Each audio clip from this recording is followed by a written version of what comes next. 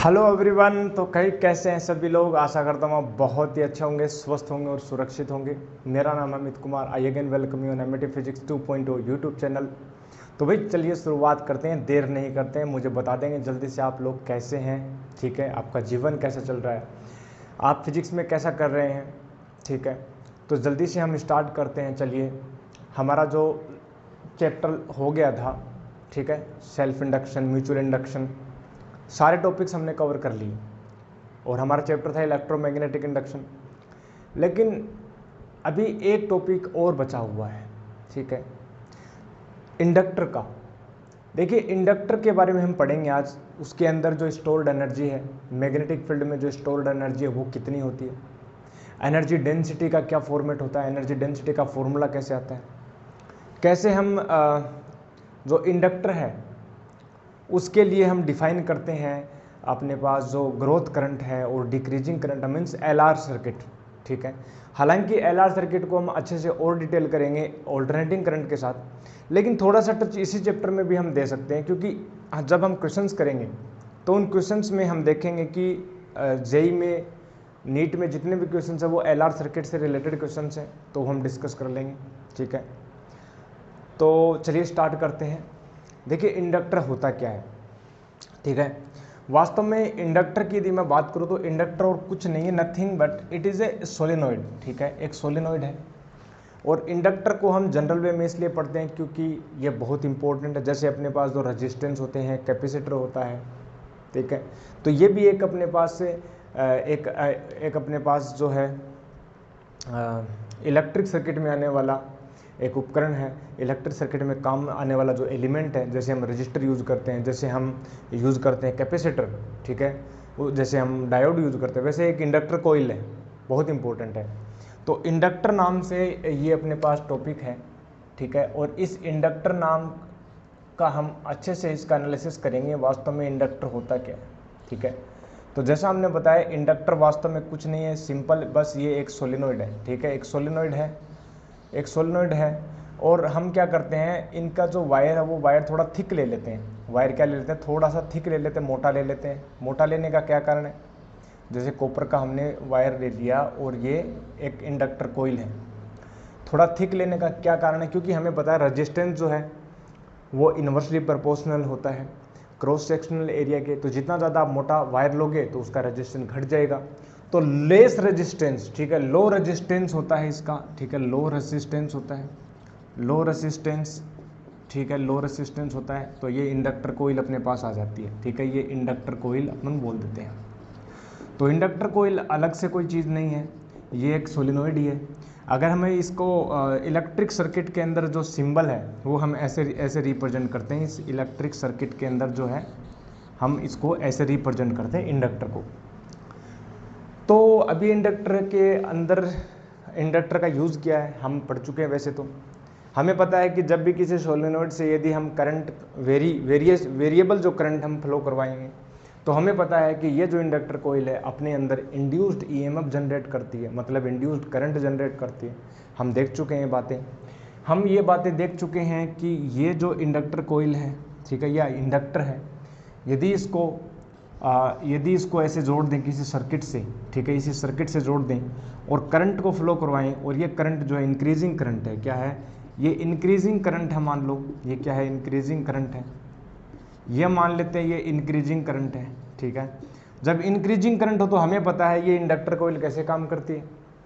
जब भी increasing current होगी मतलब इस कोइल से एसोसिएटेड जो मैग्नेटिक फील्ड है वो बढ़ेगा, और जब जब मैग्नेटिक फील्ड में वेरिएशन आएगा मतलब इंक्रीज करंट है, मतलब मैग्नेटिक फील्ड भी बढ़ेगा। और मैग्नेटिक फील्ड बढ़ेगा तो इस कोइल से या इस इंडक्टर से जो एसोसिएटेड जो मैग्नेटिक फ्लक्स है उसमें भी क्या इंक्रीमेंट आएगा, यस। और जब उसमें इंक्रीमेंट आएगा तो क्या मैं बोल सकता हूँ क्या, कि जब जब इंक्रीमेंट आएगा तो by the help of Faraday law वहाँ पर ईएमएफ इंड्यूस होगा, और उस ईएमएफ इंड्यूस्ड की जो डायरेक्शन है इस प्रकार से होगी ताकि ये जो इंक्रीजिंग करंट है या इंक्रीजिंग मैग्नेटिक फ्लक्स है उसको घटा सके। इसलिए इसके अपोजिट जो है वो ईएमएफ जनरेट होगा, that is minus L D I by D T, ठीक है। ये नेगेटिव साइन ये रिप्रेजेंट कर रहा है कि ये जो है इंक्रीजिंग करंट की डायरेक्शन के अपोजिट है, कि बाई द लेंज लॉ को रिप्रेजेंट कर रहा है नेगेटिव साइन, सिंपल। तो यस ईएमएफ जो इसके अपोजिट हो जाएगा, तो क्या हम इसको ऐसे लिख सकते हैं क्या जो ये जो इंडक्टर है, क्या हम इसको रिप्लेस कर सकते हैं एक बैटरी से? क्या हम इस बैटरी से रिप्लेस कर सकते हैं क्या? ये पॉजिटिव नेगेटिव बैटरी हो गई और इसका ईएमएफ हो जाएगा LdI/dt, ठीक है ना। जब करंट इंक्रीजिंग हो तो क्या हम इस इंडक्टर कोइल को एक बैटरी से जिसका ईएमएफ होगा LdI/dt से रिप्लेस कर सकते हैं क्या? जी बिल्कुल कर सकते हैं, ठीक है, ये हमने देखा। अब ऐसे ही यदि ये इंडक्टर कोइल में करंट यदि मान लो डिक्रीजिंग है, ये इंक्रीजिंग करंट है, अब मान लो इस इंडक्टर कोइल में जो करंट है वो डिक्रीजिंग करंट ले ली हमने, इस इंडक्टर कोइल से हमने करंट तो फ्लो करवा रहे हैं, करंट तो फ्लो करवा रहे हैं, बट ये क्या है? डिक्रीजिंग करंट है। क्या है? डिक्रीजिंग करंट है, ठीक है। तो ये मान लेते हैं ये डिक्रीजिंग करंट है। तो डिक्रीजिंग करंट होगी तो हमें पता है मैग्नेटिक फ्लक्स में कमी आएगी, मैग्नेटिक फ्लक्स की जो रेट है वो कम होगी, और जब मैग्नेटिक फ्लक्स में कमी आएगी तो इसके अंदर जो इंड्यूस्ड ईएमएफ इस प्रकार से होगा ताकि इसको सपोर्ट करे, यानी ये जो ईएमएफ है वो अपने पास -LdI/dt, अगेन माइनस का साइन क्योंकि ये डिक्रीजिंग को अपोज कर रहा है। तो अब इस सिचुएशन में हम क्या कर सकते हैं? इस इंडक्टर कोइल को हम एक ईएमएफ बैटरी यानी नेगेटिव पॉजिटिव जो सपोर्ट करने वाली हो LdI/dt से रिप्लेस कर सकते हैं, ठीक है। तो ये हम करेंगे जब इंडक्टर कोइल होगा, कोई सर्किट दिया होगा, कोई क्वेश्चन दिया होगा, तो हम इस प्रकार से रिप्लेस कर सकते हैं। जब भी इंक्रीजिंग करंट होगी हम एक बैटरी को बनाएंगे जो अपोजिट होगी, ठीक है ना। करंट इस प्रकार से तो इसका पॉजिटिव टर्मिनल इस अपोजिट होगा, ठीक है ना। ये क्या अपोज करेगी और इस सिचुएशन में ये सपोर्ट करेगी, ठीक है। तो ये बातें हैं इंडक्टर कोइल के अंदर, ठीक है ना। तो ये छोटी सी बात इंडक्टर के ऊपर। अब हम बात करते हैं, चलिए ये जो इंडक्टर है, तो इंडक्टर क्या एनर्जी को स्टोर करता है? जी बिल्कुल करता है। जैसे हमें पता है कि कैपेसिटर होता है, कैपेसिटर को जब हम करंट से जब हम उसको जोड़ते हैं, बैटरी से हम उसको जोड़ते हैं, तो हमें पता है जो कैपेसिटर है उसके अंदर 12CV² Q²/2C, ये जो उसके पास एनर्जी स्टोर हो जाती है, इलेक्ट्रिक फील्ड में एनर्जी स्टोर हो जाती है, जिसको हम इलेक्ट्रोस्टैटिक एनर्जी बोल देते हैं कैपेसिटर के अंदर, ठीक है। और एनर्जी स्टोरिंग डिवाइस भी होती है वो। सिमिलरली हम ये बोल सकते हैं जो इंडक्टर होता है उसके अंदर मैग्नेटिक फील्ड में, क्योंकि मैग्नेटिक फील्ड होता है, जब भी हम करंट इसको लगाएंगे तो जब वेरी करवाएंगे तो हमें पता है ये एक तरह सोलेनोइड है, और सोलेनोइड के अंदर क्या होता है? मैग्नेटिक फील्ड होता है कि नहीं होता? बिल्कुल। तो यहाँ से इस प्रकार से मैग्नेटिक फील्ड होगा कि नहीं होगा? बिल्कुल होगा, मैग्नेटिक फील्ड होगा, इस प्रकार से मैग्नेटिक फील्ड होगा। तो क्या इस मैग्नेटिक फील्ड में एनर्जी स्टोर होगी? चलिए हम देखते हैं, उस एनर्जी की वैल्यू भी हम निकाल लेंगे और एनर्जी डेंसिटी भी निकाल लेंगे। फिर एक पर्टिकुलर एग्जांपल ले लेंगे सोलेनोइड का, ठीक है, ओके। तो चलिए लेट डिस्कस, इसको नोट कर लेना पहले।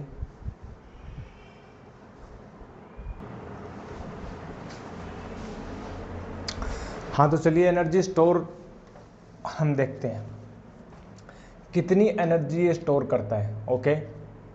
तो स्टोर्ड एनर्जी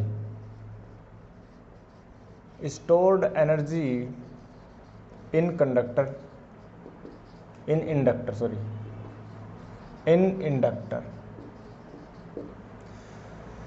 तो चलिए हम एक एग्जांपल लेते हैं। मान लेते हैं कि ये एक इंडक्टर है, ठीक है, ओके। इस इंडक्टर को हमने ज्वाइन किया एक अपने पास बैटरी से, ठीक है, और एक रेजिस्टेंस भी मान सकते हैं क्योंकि इस कॉइल का कोई रेजिस्टेंस तो होगा ही, ठीक है। उस रेजिस्टेंस को हम सीरीज में दिखा दे सकते हैं आराम से, कोई बड़ी बात नहीं है। तो ये हमने इसको दिखा दिया इस प्रकार से, ये हमने बोला कि ये बैटरी है इस प्रकार से, और ये इसका की हो गया। जैसे ही हम इस की को क्या करेंगे? अटैच करेंगे, जोड़ेंगे या स्विच ऑन करेंगे, ठीक है, या की को क्लोज करेंगे, कैसे भी बोलो, ये रेजिस्टेंस आर है। तो क्या मैं ये बोल सकता हूँ कि इसमें करंट एक फ्लो होगी, और जब करंट फ्लो होगी तो अचानक से ऐसा नहीं है कि करंट तुरंत उसकी अपनी एक मैक्सिमम वैल्यू हो जाएगी। करंट जब पहले 0 थी, t=0 सेकंड के ऊपर, तो तब उसमें क्या था? कोई वैल्यू नहीं थी। लेकिन जैसे हमने स्विच ऑन किया तो करंट की वैल्यू कुछ बढ़ी। तो जैसे ही करंट की वैल्यू 0 से कुछ बढ़ेगी, तो मुझे ये पता है कि जब करंट में इसमें वेरिएशन आएगा इसमें, ठीक है, इस कॉइल से, इस इंडक्टर से, तो क्या मैं ये बोल सकता हूँ कि इसके थ्रू जो मैग्नेटिक फ्लक्स है वो बढ़ेगा, और मैग्नेटिक फ्लक्स जब बढ़ेगा तो क्या मैं ये बोल सकता हूँ कि इसमें जो एक ईएमएफ इंड्यूस होगा दैट इज़ अपोजिट होगा, यानी ये इस प्रकार से बैटरी बन जाएगी, यानी प्लस माइनस इस प्रकार से हो जाएगा, और उस ईएमएफ की वैल्यू जो होती है वो होती है LdI/dt। क्या मैं ये बोल सकता हूँ क्या?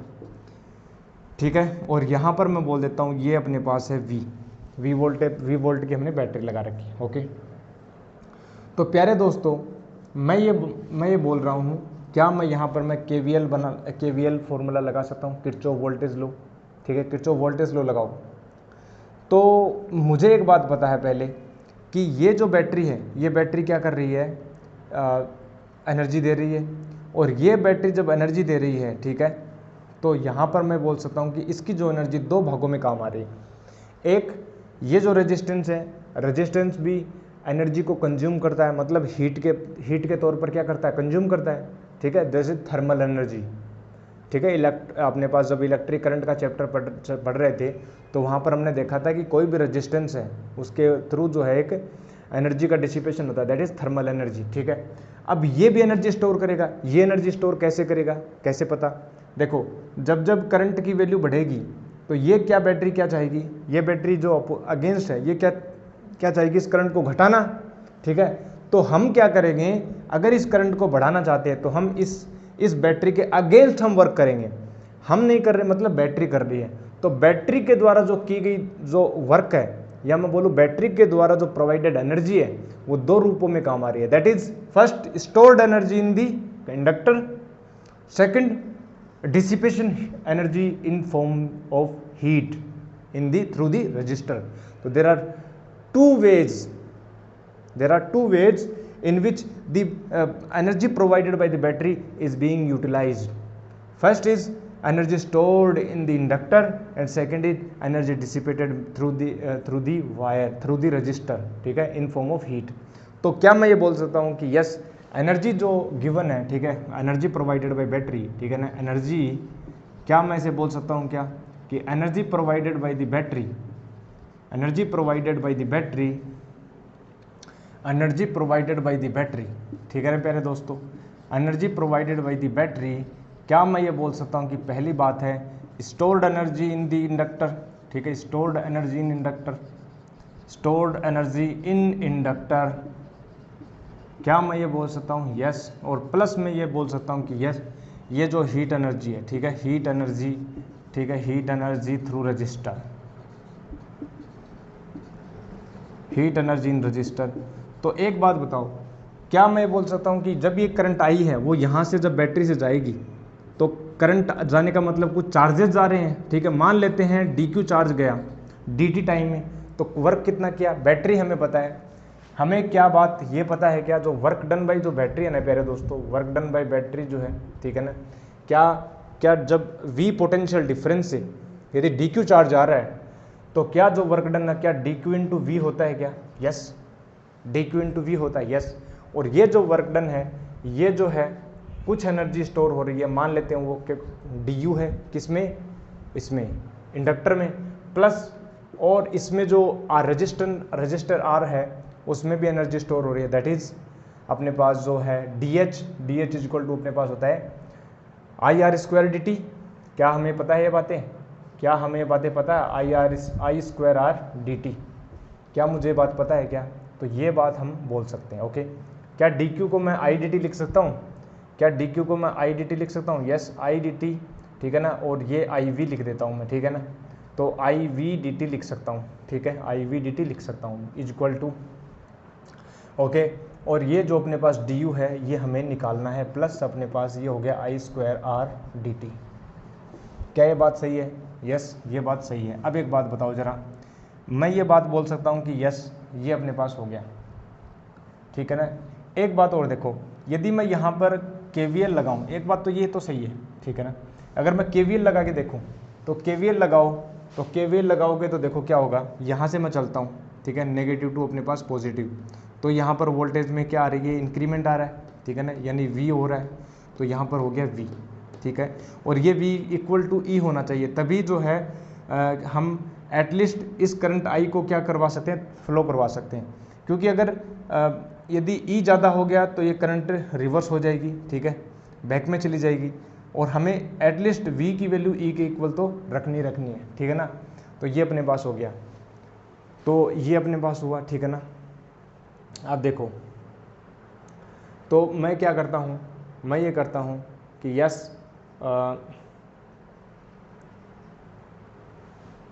यहाँ से मैं करता हूँ, देखो, या तो इस फॉर्मूले को भी आगे बढ़ा सकते हो, इस इक्वेशन को भी आगे बढ़ा सकते हो, या अगर मैं इस वे से जाऊँ, चलो मैं चेक करता हूँ, नेगेटिव टू पॉजिटिव चला तो यहाँ पर पोटेंशियल डिफरेंस का इंक्रीमेंट हो गया v, और यहाँ से मेरे पास आ गया माइनस का L D I by D T, decrement हो गया L D I by D T, और इज इक्वल टू हो गया माइनस का I R, is equal to क्या हो गया, 0 हो गया, ठीक है ना।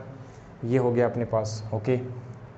और अपने पास ये बोल दिया मैंने v, ठीक है।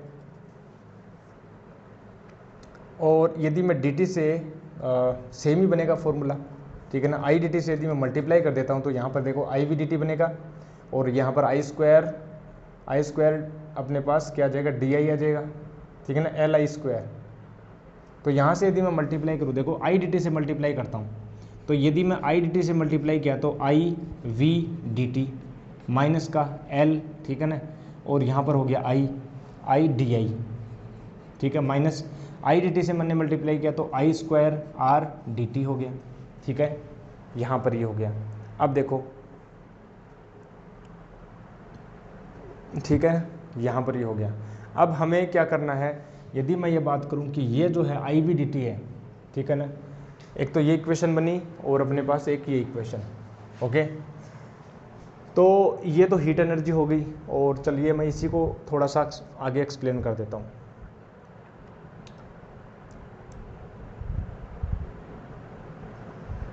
डी क्यू अपने पास हो गया आई डी टी, ठीक है, और यहाँ पर आई स्क्वायर आर डी टी हो गया। और यदि मैं इसको करूँ आई आर हो गया यहाँ पर, ठीक है, पोटेंशियल डिफरेंस आई आर हो गया। अगर मैंने आई डी टी मल्टीप्लाई तो आई स्क्वायर आर डी टी हो गया, और एल आई डी आई हो गया, और यहाँ पर आई वी डी टी हो गया। तो देखो यहाँ से डी यू जो बन रहा है, यहाँ से कंपेयर करके देख सकते हैं अपने पास। देखो इसको मैं थोड़ा सा आगे लिखूँ, यहाँ पर लिखता हूँ, ऊपर लिखता हूँ, क्या लिखता हूँ, देखो मैं लिखता हूँ आई वी डी टी, सही बात है, आई वी डी टी, और इक्वल टू यदि मैं इस तरफ लेके आऊँ, देखो एल आई, ठीक है, डी टी हो गया, और इक्वल टू कितना प्लस अपने पास कितना आई स्क्वायर, ठीक है ना, आर डी टी। अब देखो यहाँ से इक्वेशन नंबर 1 और इक्वेशन नंबर 2 से यदि मैं, ठीक है ना, यदि इक्वेशन नंबर 1 और 2 से यदि मैं कंपेयर करूँ ना, तो क्या ये जो एनर्जी स्टोर्ड जो इंडक्टर में क्या इसके इक्वल आ रही है, तो क्या मैं बोल सकता हूँ कि जो डी यू है ना, डी यू क्या है, एल आई डी टी है, ठीक है ना, एल आई डी टी है, ओके।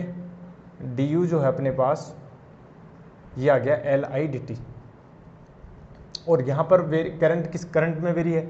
अगर मैं इसका इंटीग्रेशन कर दूँ ना, अगर मैं इसका इंटीग्रेशन कर दूँ तो मान लेते हैं करंट जब जीरो थी, ठीक है, टाइम जब जीरो था कोई एनर्जी स्टोर नहीं थी, ठीक है। और जब हमने बोला कि यस टाइम किसी पर्टिकुलर टी पर चला गया और इसमें एनर्जी यू आ गई, तो यू कितना हो जाएगा, एल आई को मैं क्या लिखता हूँ, डी आई जो वेरिएशन है, तो आई जो है अपने पास यहाँ पर देखना जरा,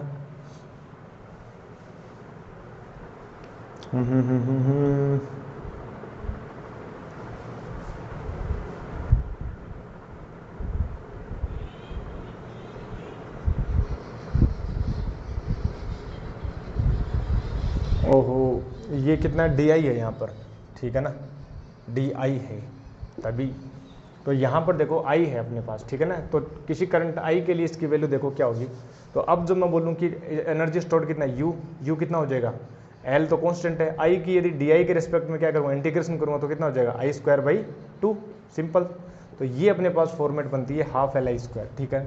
तो एनर्जी जो बनेगी अल्टीमेट जो फॉर्मूला बनेगा वो बनेगा हाफ एल आई स्क्वायर, ठीक है ना। ये अपने पास हम फॉर्मूला निकालना चाह रहे थे, ठीक है। तो हम कंपैरिजन से करके कर सकते हैं इसको, ठीक है।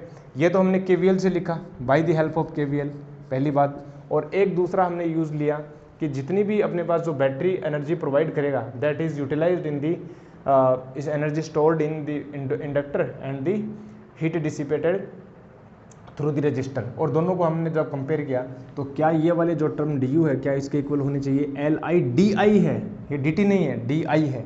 तो di को जब हमने i के रेस्पेक्ट, i को जो है ना di के रेस्पेक्ट में हमने जब इंटीग्रेशन किया तो हाफ Li स्क्वायर आ गया। ये अपने पास आती है एनर्जी स्टोर्ड इन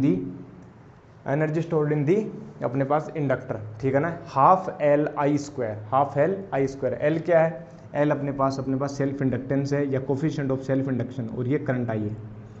तो ये अपने पास आती है स्टोर्ड एनर्जी इन इंडक्टर। ओके, अब देखो, अब एक बात आती है, जैसे मैं बोलूँ कि इस इंडक्टर को यदि मैं अलग से देखें, जैसे मैं बोलूँ सोलिनॉइड ले लेते हैं, ठीक है, पहले इसको नोट कर लेना। मैं बात करूँ देखो सोलिनॉइड की, अगर सोलिनॉइड के लिए मैं स्टोर्ड एनर्जी निकालूं, अगर सोलिनॉइड के लिए मैं एनर्जी स्टोर निकालूं तो क्या होगा? देखो, एनर्जी डेंसिटी की चर्चा करने जा रहा हूं मैं भी, एनर्जी डेंसिटी। ओके, तो देखो इसी के अंदर लिख लेना चाहिए energy density, energy stored, energy density बोल दो या स्टोर्ड एनर्जी, ठीक है, फॉर सोलिनॉइड। तो सोलिनॉइड के लिए यदि मैं चर्चा करूं, तो सोलिनॉइड यदि मैं बात करूं, देखो ये अपने पास हमने ले ली, सोलिनॉइड ले ली, ठीक है ना, और यहाँ से हमने करंट आई करवाई फ्लो, तो हमें पता है कि यहाँ पर जो है अपने पास मैग्नेटिक फील्ड अपने पास कुछ इस प्रकार से वेरी करेगा, इस प्रकार से मैग्नेटिक फील्ड होगा। और इस मैग्नेटिक फील्ड के लिए क्या मैं ये बात कर सकता हूँ? क्या देखो, क्या जो सेल्फ इंडक्शन हाफ Li होता है, स्टोर्ड एनर्जी कितना होगा? स्टोर्ड एनर्जी जो होगी इसमें, स्टोर्ड एनर्जी का फॉर्मूला बताओ। पहली बात तो स्टोर्ड एनर्जी U होगी half Li square, half Li square, I current मान लो फ्लो करवाई, तो L कितना होता है? क्या L आप भूल गए? क्या L ऐसा होता था क्या? Mu naught N square pi R square L, क्या ये इसका सेल्फ इंडक्टेंस था क्या एक सोलिनॉइड का? हमने चेक किया था। जब हम इसकी वैल्यू पुट करते हैं, ठीक है ना, सो U वैल्यू हम निकाले हैं ना, स्टोर्ड एनर्जी यानी हाफ अपने पास हो गया, म्यू नोट आ गया, N स्क्वायर आ गया, ठीक है ना, और पाई आ गया, R स्क्वायर आ गया, और ये अपने पास L आ गया, और करंट अपने पास कितनी है? I स्क्वायर, ठीक है। अब देखो, मैं ये बात करूं कि यदि मैं म्यू नोट से ऊपर नीचे मल्टीप्लाई करूं, जब मैं म्यू नोट से ऊपर नीचे मल्टीप्लाई करता हूं तो क्या मेरे पास नीचे म्यू नोट आ जाएगा, और यहाँ पर mu naught square N square I square है, क्या मैं इसको ऐसे लिख सकता हूँ म्यू नोट NI की होल स्क्वायर, और ये जो शेष जो टर्म बची यानी पाई R स्क्वायर L, पाई R स्क्वायर L को मैं क्या बोल सकता हूँ कि ये एक वॉल्यूम बन गया, किसका? इस सोलिनॉइड का। पाई R स्क्वायर तो इसका क्रॉस सेक्शन एरिया, लेंथ मैं बोल देता हूँ ये L इसकी लेंथ है, तो यहाँ से मैं ये बोल सकता हूँ, देखो U जो हो गया, ये जो मैग्नेटिक फील्ड है जो उस सोलिनॉइड के अंदर होता है, तो B स्क्वायर, ठीक है ना, और ये कितना वॉल्यूम V है, और ये हो गया अपने पास 2 म्यू नोट, ठीक है। ये अपने पास वैल्यू आती है स्टोर्ड एनर्जी की in volume V of A solenoid. अब देखो, अगर इस वॉल्यूम V को नीचे ले जाता हूँ मैं इस एनर्जी के, तो क्या stored energy per unit volume हो जाएगा, यानी U अपॉन V जो होगा इसको हम स्मॉल u से रिप्रेजेंट करेंगे, दैट इज एनर्जी डेंसिटी। क्या देखें? एनर्जी डेंसिटी, और इसकी वैल्यू होगी B square upon 2 mu naught, ठीक है, B square upon 2 mu naught. तो ये होगी एनर्जी डेंसिटी और ये होगी एनर्जी, समझे? अब ये B square upon 2 mu naught है, ऐसा नहीं है केवल सोलिनॉइड के मैग्नेटिक फील्ड में वैलिड है, ये जनरल फॉर्मूला है, ये हर जगह वैलिड है। कहीं पर भी यदि आपको मैग्नेटिक फील्ड दे दिया जाए और उस मैग्नेटिक फील्ड में आपको बोल दिया जाए उसकी एनर्जी, स्टोर्ड एनर्जी डेंसिटी कितनी है, तो डायरेक्ट आप लिखोगे B square upon 2 mu naught, B square upon 2 mu naught, ठीक है। और किसी वॉल्यूम V के लिए बोल दिया जाए कि उस वॉल्यूम V में कितना एनर्जी स्टोर्ड है, तो V से मल्टीप्लाई कर देंगे, सिंपल। पर यूनिट वॉल्यूम में एनर्जी कितनी है, एनर्जी डेंसिटी यानी B square upon 2 mu naught. But if it is asking that what will be the value of stored energy in particular volume V, then simply multiply this volume to this expression B square upon 2 mu naught, you will get the stored energy in the particular volume V। तो ये हो जाएगा अपने पास energy density for a solenoid, और ये general formula है, ठीक है। Again I am repeating, it is general formula. तो ये हमने देखा एनर्जी स्टोर्ड, ठीक है, स्टोर्ड एनर्जी का एक्सप्रेशन क्या होता है, किसी सोलिनॉइड के लिए क्या होता है, एनर्जी डेंसिटी क्या होती है, ठीक है। इसको नोट करेंगे पहले दोस्तों एक बार।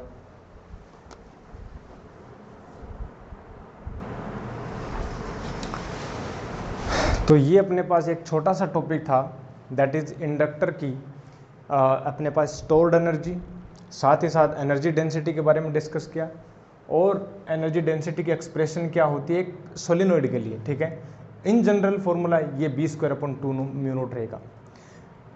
इलेक्ट्रिक फील्ड में भी आता है electric energy density, that is half epsilon not E² आता है वहाँ, ठीक है। इस एक्सप्रेशन को हम इलेक्ट्रोमैग्नेटिक वेव्स में डिटेल से डिस्कस करेंगे, ठीक है। तो बस इतना ही रखते हैं आज इस लेक्चर को, बाकी नेक्स्ट लेक्चर में हम डिस्कस करेंगे लास्ट जो टॉपिक है दैट इज LR सर्किट, उसको हम डिटेल से डिस्कस कर लेंगे और फिर हम बढ़ेंगे क्वेश्चंस के ऊपर, ओके।